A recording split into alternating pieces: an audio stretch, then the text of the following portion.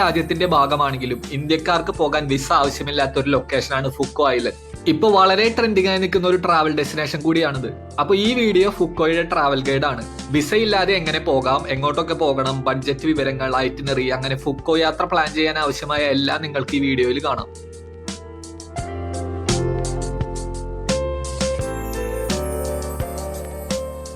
വിയറ്റ്നാമിൽ പോകാൻ നമുക്ക് വിസ വേണം. ഏകദേശം 2200 രൂപയാണ് വിയറ്റ്നാം വിസയ്ക്ക് കൊടുക്കേണ്ട ചാർജ്. എന്നാൽ ഫുക്കോ എന്ന ഈ ഐലൻഡ് മാത്രം വിസ റിക്വയർമെന്റിൽ നിന്ന് വിയറ്റ്നാം ഗവൺമെന്റ് ഒഴിവാക്കിയിട്ടുണ്ട്. എങ്ങനെ വിസ ഇല്ലാതെ ഇങ്ങോട്ട് പോകാം?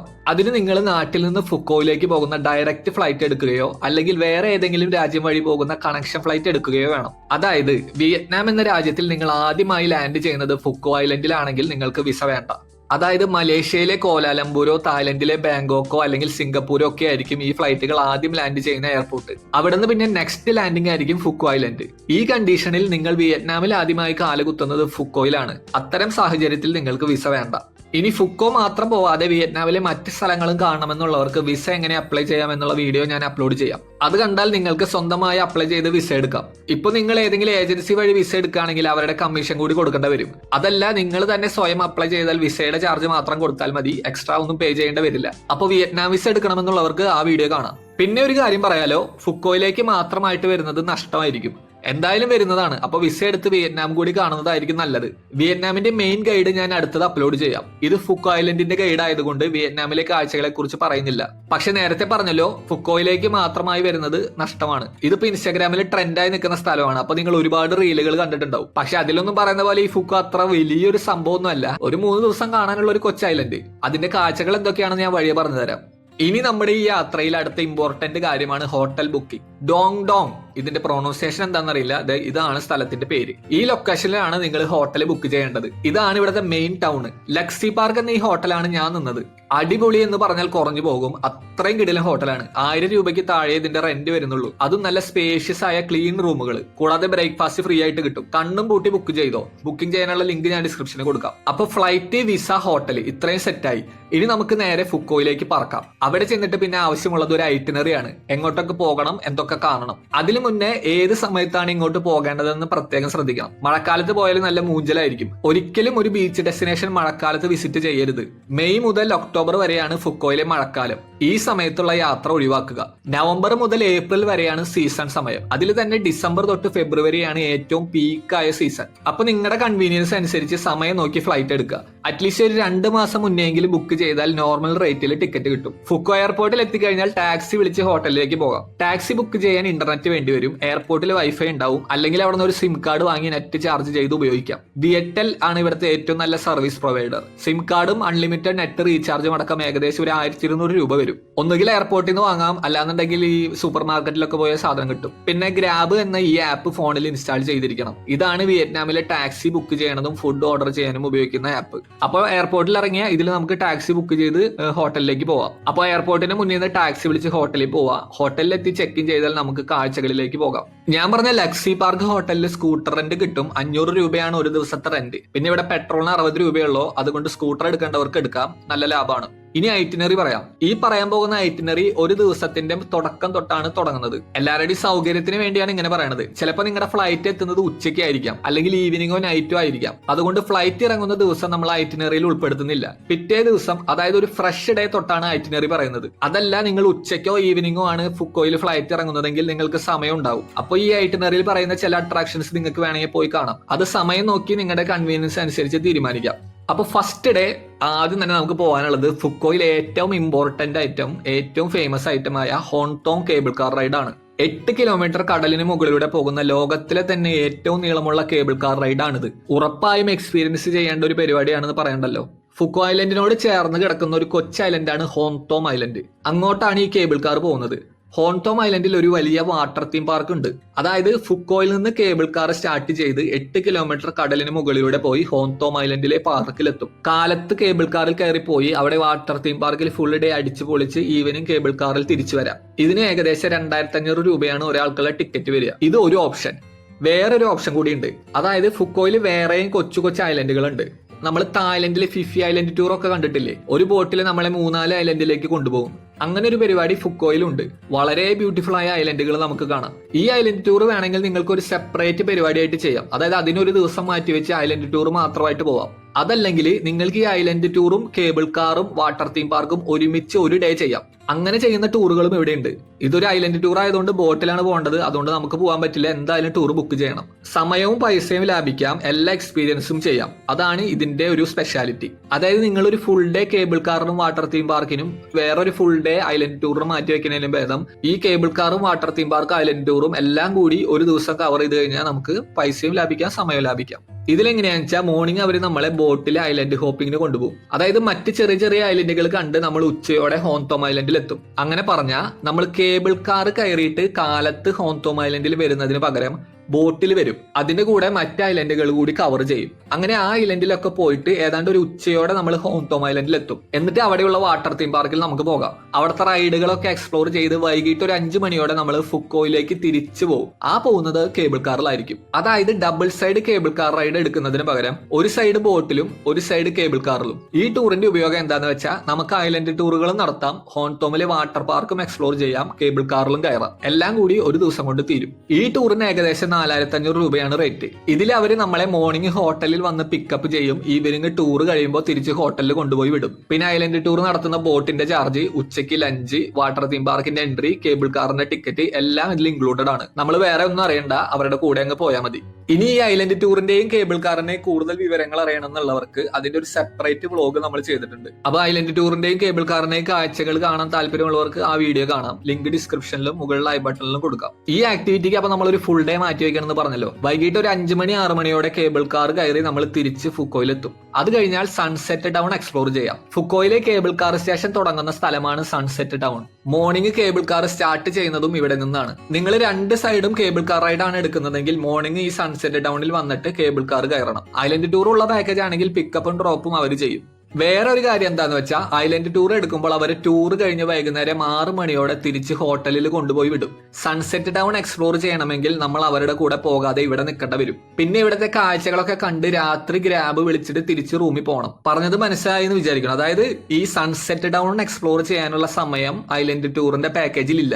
അവര് നമ്മൾ ഹോൺതോമിൽ നിന്നും കേബിൾ കാർ കയറി സൺസെറ്റ് ടൗണിൽ എത്തിയ അവിടെ നിന്ന് നേരെ അവരുടെ വാനിൽ കയറ്റി ഹോട്ടലിലേക്ക് കൊണ്ടുപോകും. അതല്ല, നമുക്ക് ആ ഈവനിങ് ഹോട്ടലിലേക്ക് പോവാണ്ട് സൺസെറ്റ് ടൗണും ഇവിടുത്തെ പരിപാടികളൊക്കെ കാണുന്നുണ്ടെങ്കിൽ അവരുടെ കൂടെ പോവരുത്, ഇവിടെ നിൽക്കണം. അപ്പൊ എന്താന്ന് വെച്ചാൽ പിന്നെ നമ്മൾ പൈസ കൊടുത്ത് ഗ്രാബ് വിളിച്ച് തിരിച്ച് ഹോട്ടലിലേക്ക് പോകേണ്ടി വരും രാത്രി. ആ ഗ്രാബിന് ഏതാണ്ട് ഒരു 1000 രൂപയും വരും. ഈ കാര്യം മനസ്സിൽ വെക്കുക. ഇനിയിപ്പോ സൺസെറ്റ് ടൗണും ഇവിടുത്തെ പരിപാടികളും കാണണ്ടെന്നുണ്ടെങ്കിൽ ടൂർ കഴിഞ്ഞ് അവരുടെ കൂടെ തന്നെ തിരിച്ച് ഹോട്ടലിലേക്ക് പോവാം. അവർ ഹോട്ടലിന് മുന്നിൽ കൊണ്ടുപോയി ഇറക്കും. സൺസെറ്റ് ടൗണിൽ കാണാനുള്ള മെയിൻ ഐറ്റമാണ് ഇവിടുത്തെ കിസ് ബ്രിഡ്ജ്. ഇതാണ് ഐറ്റം. കപ്പിളൊക്കെ ആണെങ്കിൽ ഇതുപോലെ നിന്ന് കിസ്സിംഗ് ഫോട്ടോ എടുക്കാം. ഇവിടെ നിന്നുള്ള സൺസെറ്റിന്റെ വ്യൂവും വേറെ ലെവലാണ്. കേബിൾ കാർ സ്റ്റേഷന്റെ സൈഡിലൂടെ താഴോട്ട് വഴി കാണും. അതിലൂടെ ഇറങ്ങി കിസ് ബ്രിഡ്ജിന്റെ മുകളിലെത്താം. കേബിൾ കാറിന്റെ ടിക്കറ്റ് തന്നെ കാണിച്ചാൽ മതി, അവർ കയറ്റി വിടും. ഈ ഏരിയ സൺസെറ്റ് ടൗൺ ആണ് എന്ന് പറഞ്ഞല്ലോ. ഒരു യൂറോപ്യൻ മാതൃകയിൽ പ്ലാൻ ചെയ്ത് പണിതിരിക്കുന്ന ഒരു കൊച്ചു സിറ്റിയാണിത്. ഒരുപാട് ഹോട്ടലുകളും പൂന്തോട്ടങ്ങളും ഒക്കെ കാണാം. ബീച്ച് ഉണ്ട്. ഈവനിങ് കറങ്ങി നടന്ന് ഫോട്ടോസ് ഒക്കെ എടുക്കാം. കിസ് ബ്രിഡ്ജും സൺസെറ്റ് ടൗണും കണ്ടു കഴിഞ്ഞാൽ നമുക്ക് ഗ്രാബ് വിളിച്ച് തിരിച്ച് ഹോട്ടലിലേക്ക് പോകാം. അപ്പൊ ഫസ്റ്റ് ഡേ കഴിഞ്ഞു. രണ്ടാമത്തെ ദിവസം നമുക്ക് മറ്റൊരു ഫേമസ് അട്രാക്ഷൻ ആണ് കാണാനുള്ളത്. അതാണ് വിൻ വണ്ടേഴ്സ് അമ്യൂസ്മെന്റ് പാർക്ക്. ലോകപ്രസിദ്ധമായ ഡിസ്നിലാൻഡിന്റെ ഒരു ചെറിയ പതിപ്പാണ് ഈ പാർക്ക്. പാവങ്ങളുടെ ഡിസ്നിലാൻഡ് എന്ന് വേണമെങ്കിൽ പറയാം. ഇതിനും ഒരു ഫുൾ ഡേ നമ്മൾ മാറ്റിവെക്കണം. ഡോങ് സിറ്റിയിൽ നിന്ന് 25 കിലോമീറ്റർ മാറി ഫുക്കോയുടെ വടക്കേ അറ്റത്താണ് ഈ പാർക്ക് ഉള്ളത്. ഇതിന്റെയും ഡീറ്റെയിൽഡ് വ്ലോഗ് നമ്മൾ മുന്നേ അപ്ലോഡ് ചെയ്തിട്ടുണ്ട്. വിശദമായി അതിനെപ്പറ്റി അറിയാനും അതിന്റെ സ്ഥലങ്ങൾ കാണാനും താല്പര്യമുള്ളവർക്ക് ആ വീഡിയോ കാണാം. വിൻ വണ്ടർ എന്ന് വിളിക്കുന്ന ഒരു വലിയ അമ്യൂസ്മെന്റ് പാർക്കാണിത്. ഇതിനോട് ചേർന്ന് തന്നെ വിൻപേൾ എന്നൊരു മൃഗശാലയുണ്ട്. വിൻപേൾ സഫാരിയും വളരെ ഫേമസ് ആയ ഒരു ആക്ടിവിറ്റിയാണ്. കാലത്ത് 9 മണിക്ക് സഫാരി ഓപ്പൺ ആവും. സഫാരി എന്ന് പറയുമ്പോൾ അറിയാലോ, ഒരു വലിയ മൃഗശാല. അതിനുള്ളിലൂടെ നമ്മളെ ബസ്സിൽ കൊണ്ടുപോകും. മൃഗങ്ങളെ കാണാം. അത് താല്പര്യമുള്ളവർക്ക് കാലത്ത് സഫാരിക്ക് പോയിട്ട് അത് കഴിഞ്ഞ് വിൻ വണ്ടറിലേക്ക് പോകാം. അതല്ല, മൃഗശാല താല്പര്യമില്ലാത്തവരാണെങ്കിൽ നേരെ വിൻ വണ്ടറിൽ പോവാം.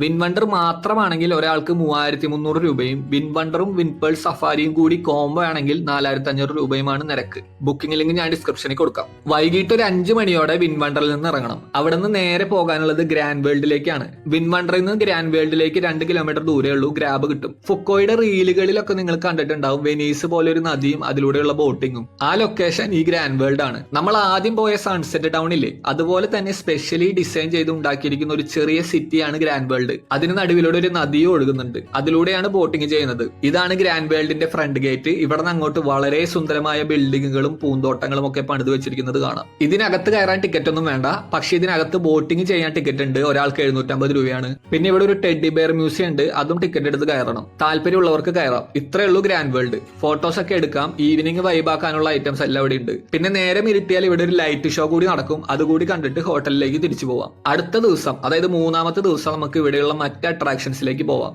ഇതിൽ നിങ്ങൾ 1-2 ആളുകളാണെങ്കിൽ സ്കൂട്ടർ എടുക്കുന്നതാവും നല്ലത്. 3 അതിൽ കൂടുതലോ ആളുണ്ടെങ്കിൽ ഗ്രാബ് എടുക്കാം. പബ്ലിക് ട്രാൻസ്പോർട്ട് ഇവിടെ അധികം അവൈലബിൾ അല്ല. ആദ്യം നമുക്ക് ഫുക്കോ പ്രിസൺ മ്യൂസിയം കാണാൻ പോവാം. കാലത്ത് 7 മണിക്ക് ഇത് ഓപ്പൺ ആവും. നേരത്തെ പോയാൽ തിരക്കില്ലാതെ കണ്ടുപോരാം. മസ്റ്റ് വിസിറ്റ് എന്നൊന്നും പറയാനില്ല. ഒരു ചെറിയ മ്യൂസിയം ആണ്. ഈ ഐലൻഡിൽ ഉണ്ടായിരുന്ന ഒരു ജയിലും അവിടെയുള്ളവർ അനുഭവിച്ച ക്രൂരതകളും ഒക്കെയാണ് ഇവിടെ കാണാനുള്ളത്. എൻട്രി ടിക്കറ്റ് ഒന്നും ഇല്ല, ഫ്രീ ആണ്. മാക്സിമം 1 മണിക്കൂർ കൊണ്ട് കണ്ടുതീരും. ഇതിപ്പോ കണ്ടില്ലെങ്കിലും നഷ്ടമൊന്നുമില്ല. എങ്കിലും ഇവിടെ വരെ വന്നുകൊണ്ടും ഇത് ഇവിടുത്തെ ഒരു മെയിൻ ടൂറിസം അട്രാക്ഷൻ ആയതുകൊണ്ടും കയറി കാണുന്നതാവും നല്ലത്. പ്രിസൺ കണ്ടു കഴിഞ്ഞാൽ ഇതിനടുത്ത് ഒരു ഫേമസ് ബീച്ച് ഉണ്ട്. സാവോ ബീച്ച് എന്നാണ് പേര്. വളരെ ബ്യൂട്ടിഫുൾ ആയ ബീച്ചാണ്. തിരക്കും കുറവായിരിക്കും. അപ്പൊ കുറച്ചു നേരം ബീച്ചിൽ പോയി സ്പെൻഡ് ചെയ്യാം. ബീച്ചിൽ കുളിക്കണമെന്നുള്ളവർക്ക് അതും ആവാം. അതിന്റെ സൈഡിൽ റെസ്റ്റോറന്റുകൾ ഉണ്ടാവും. അവിടെ നിന്ന് ഫുഡ് അടിക്കാം. അവിടെ നിന്ന് നേരെ ഹോക്കോക്ക് പഗോഡ കാണാൻ പോവാം. ഇവിടുത്തെ സ്ഥലങ്ങളൊന്നും എങ്ങനെയാ പറയാന്ന് അറിയില്ല. നിങ്ങൾ ഇത് ഗൂഗിൾ മാപ്പിൽ നോക്കിയാൽ സാധനം കിട്ടും. ഒരു ചെറിയ കുന്നിന്റെ മുകളിലുള്ള ഒരു ബുദ്ധക്ഷേത്രമാണിത്. കടലിന്റെ തീരത്താണ് ഇത് പണിതിരിക്കുന്നത്. ഫോട്ടോസ് ഒക്കെ എടുക്കാൻ പറ്റിയ സ്ഥലമാണ്. പഗോഡ എന്ന് പറഞ്ഞാൽ അറിയാലോ, ബുദ്ധനെ ആരാധിക്കുന്ന ഒരു സ്ഥലം. അത്രേ ഉള്ളൂ. പഗോഡ കണ്ടു കഴിഞ്ഞാൽ നേരെ ഈ കാണുന്ന പേൾ ഫാമിലേക്ക് പോവാം. ഫുക്കോക്ക് ഐലൻഡ് പേൾ ഹാർവസ്റ്റിന് പേര് കേട്ട സ്ഥലമാണ്. ഈ പേൾ ഫാമിൽ നിങ്ങൾക്ക് പേള് കൊണ്ടുണ്ടാക്കിയ സകലമാന സാധനങ്ങളും കാണാം. കൂടുതലും ആഭരണങ്ങളാണ്. അതുകൊണ്ട് നിങ്ങൾ നിങ്ങളുടെ വൈഫിന്റെ കൂടെയാണ് പോകുന്നതെങ്കിൽ ഒന്ന് സൂക്ഷിക്കുന്നത് നല്ലതായിരിക്കും. പേള് കൊണ്ടുള്ള ഐറ്റംസ് വാങ്ങണമെന്നുള്ളവർക്ക് അതും ആവാം. നല്ല ഒറിജിനൽ സാധനം ഇവിടെ കിട്ടും. ഇനി ദിൻകൗ ടെമ്പിൾ ആണ് കാണാനുള്ളത്. ഇത് കടൽക്കരയിൽ പണിതിരിക്കുന്ന ഒരു കൊച്ചു ടെമ്പിളും ലൈറ്റ് ഹൗസും ആണ്. ലൈറ്റ് ഹൗസ് എന്ന് പറഞ്ഞാൽ നമ്മൾ കണ്ടിട്ടുള്ള പോലത്തെ പടുകൂട്ടൻ ഐറ്റം ഒന്നുമല്ല. ഒരു കൊച്ചു ലൈറ്റ് ഹൗസ്. ബീച്ചിലോട്ട് തള്ളി നിൽക്കുന്ന ഒരു കടൽപ്പാലവും അതുമേ പണിതിരിക്കുന്ന ഒരു ടെമ്പിളും. 300 വർഷങ്ങൾക്ക് മുൻപ് കടൽക്ഷോഭം കാരണം അത് ശമിപ്പിക്കാൻ കടലിന്റെ ദേവതയ്ക്ക് വേണ്ടി പണിത ക്ഷേത്രമാണിത്. ഇതും ഒരു 1/4 മണിക്കൂർ നടന്ന് കാണാം. ഫോട്ടോസ് എടുക്കാം. എൻട്രി ഫീ ഒന്നും ഇല്ല, ഫ്രീ ആണ്. ബീച്ചുകളെല്ലാം കണ്ടു കഴിഞ്ഞാൽ ഈവനിങ് നിങ്ങൾക്ക് ഡോങ് ടോങ് ടൗണിലേക്ക് തിരിച്ചു വരാം. എന്നിട്ട് ഫുക്കോ നൈറ്റ് മാർക്കറ്റ് കാണാൻ പോവാം. ഒരു 7 മണിക്ക് ശേഷമാണ് പോകേണ്ടത് ഇങ്ങോട്ട്. കഴിഞ്ഞ് പോയാൽ നല്ല വൈബായിരിക്കും. നല്ല ആക്റ്റീവായ ഒരു നൈറ്റ് മാർക്കറ്റ് ആണിത്. ഫുഡാണ് ഇവിടുത്തെ മെയിൻ.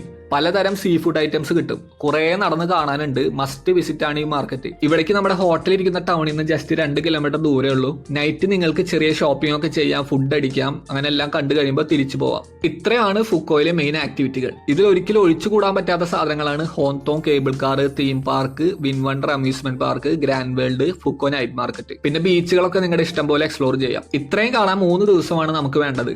ഐലൻഡ് ടൂറുകളും ടിക്കറ്റുകളും ബുക്ക് ചെയ്യാനുള്ള ലിങ്ക് ഞാൻ ഡിസ്ക്രിപ്ഷനിൽ കൊടുക്കാം. വേറെ എന്തെങ്കിലും ഡൗട്ട് ഉണ്ടെങ്കിൽ കമന്റ് ചെയ്തോളൂ, പറഞ്ഞു തരാം. ഞാൻ ആദ്യം പറഞ്ഞ പോലെ ഫുക്കോയിലേക്ക് മാത്രമായി പോകുന്നത് നഷ്ടമായിരിക്കും. വന്ന സ്ഥിതിക്ക് വിയറ്റ്നാമിലെ മറ്റ് മെയിൻ ടൂറിസം ലൊക്കേഷനുകൾ കൂടി കാണുന്നതാണ് നല്ലത്. പക്ഷെ ഒരു കാര്യം മറക്കണ്ട, ഫുക്കോ അല്ലാതെ വേറെ എവിടെ പോകാനാണെങ്കിലും വിസ വേണം. അപ്പൊ നിങ്ങൾ താല്പര്യം അനുസരിച്ച് ചെയ്യുക.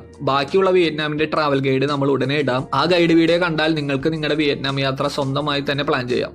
ഇനി കോസ്റ്റ് ബ്രേക്ക് ഡൗൺ നോക്കാം. ആദ്യം ഫ്ലൈറ്റ്. അപ്പൊ ആവറേജ് ഫുക്കോ ഫ്ലൈറ്റിന് ഏതാണ്ട് 9,000 രൂപയാണ് വരുന്നത്. അപ്പൊ അപ്പ് ആൻഡ് ഡൗൺ റൗണ്ട് ആയിട്ട് 20,000 രൂപ കണക്കാക്കാം. ഇത് സീസൺ അനുസരിച്ച് മാറ്റം വരും. പിന്നെ ഹോട്ടൽ സ്റ്റേ. ഒരു നല്ല ഹോട്ടലിന് 800 രൂപ കണക്കാക്കാം. ഫുക്കോയിൽ ഹോട്ടലുകളൊക്കെ ചാർജ് ഭയങ്കര കുറവാണ്. 600 രൂപയ്ക്ക് നല്ല ഹോട്ടലുകൾ കിട്ടും. ഇതിനേക്കാൾ കൂടിയ വിലക്കുള്ളതും കിട്ടും. ആവറേജ് ആണ് 800 പറഞ്ഞത്. അപ്പൊ 3 നൈറ്റ് നിൽക്കാൻ 2400 രൂപ. പിന്നെ ഫുഡിന് ഇവിടെ വിയറ്റ്നാമിൽ ഏതാണ്ട് ഒരു നേരത്തെ മീലിന് ആവറേജ് 200 രൂപ വരും. ഇതൊക്കെ പേഴ്സണൽ എക്സ്പെൻസ് ആണ്. ഇതൊന്നും നമുക്ക് ഒരു കറക്റ്റ് കണക്ക് പറയാനാവില്ല. എങ്കിലും ഒരു ഐഡിയ കിട്ടാനാണ് ഇതിൽ പറയുന്നത്. അപ്പൊ ഒരു ഡേ 3 മീൽ എന്ന് കണക്കാക്കിയാൽ പെർ ഡേ അറൌണ്ട് 700-800 എങ്കിലും മിനിമം വരും. അപ്പൊ 3 ദിവസത്തേക്ക് റൗണ്ട് ആയിട്ട് ഒരു 2500 രൂപ കണക്കാക്കാം. പിന്നെ പബ്ലിക് ട്രാൻസ്പോർട്ട്, അതിന് പെർ ഡേ 800 രൂപ കൂട്ടാം. ഇതും പല കാരണങ്ങൾ കൊണ്ട് മാറ്റം വരുന്ന ഒരു എക്സ്പെൻസ് ആണ്. പിന്നെ ഉള്ളത് ഇവിടുത്തെ ആക്ടിവിറ്റികൾ. വിൻ വണ്ടേഴ്സ് ടിക്കറ്റ് 3300 രൂപ. വിൻപേൾ സഫാരി ഉള്ള കോംബോ എടുക്കുകയാണെങ്കിൽ 4500 രൂപ. Hon Thom cable car plus theme park ticket മാത്രം എടുത്താൽ 2500 രൂപ. അതൊരു ഐലൻഡ് ടൂറിന്റെ കോംബോ ആയിട്ട് എടുക്കുകയാണെങ്കിൽ 4500 രൂപ. ഇതാണ് മെയിൻ അട്രാക്ഷൻസും അതിന്റെ റേറ്റുകളും. പിന്നെ അല്ലറ ചില്ലറ എക്സ്പെൻസിന് ഒരു 1000 രൂപ പെർ ഡേ മാറ്റി വെക്കാം. അപ്പൊ 3 ദിവസത്തേക്ക് 3000 രൂപ.